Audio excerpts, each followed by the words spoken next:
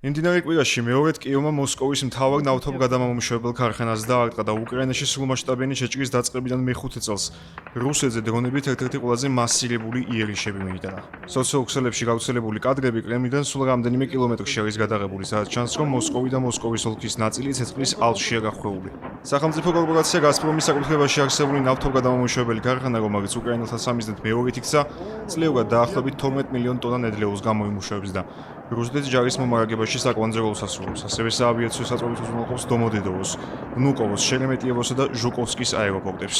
ვლადიმერ პუტინის ხელისუფლების მიერ ნაწილობრივ ინტერნეტ ბლოკადაში მოქცეული ადგილობრივი მოსახლეობა წერს, რომ შექმნილი მდგომარეობის გამო მოსკოვის ყველა აეროპორტი დაიხურა, მდებარე ოლქებში კი ავიამიმოსვლა შეიზღუდა.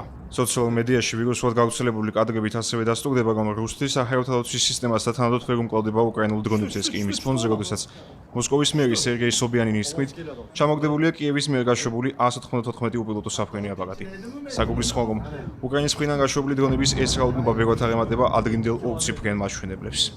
მოსკოვზე მასირებულ დარტყმებს გამოეხმარა პრეზიდენტი ვოლოდიმირ ზელენსკი პლატფორმა X-ზე მან დაწერა, რომ ეს არის უკრაინის შორი მოქმედების სანქციები, რომლებიც მიმართულია რუსეთის ომის მანქანის გაანადგურებაზე და წარმოადგენს პასუხს მათი ქალაქებისა და დასახლებული პუნქტების წინააღმდეგ წარმოებულ რუსულ აგრესიაზე. ცეცხლის ალში გახვეული მოსკოვის კადრების გავრცელების პარალელურად განცხადება გავრცელა უკრაინის საგარეო საქმეთა მინისტრმაც.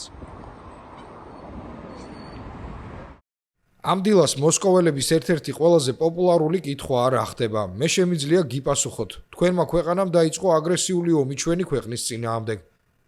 წლების განმავლობაში ისკლავდა ჩვენს ხალხს. ახლა როცა იცით რა ხდება, ხკითხეთ პუტინს როდის აპირებს მის დასრულებას.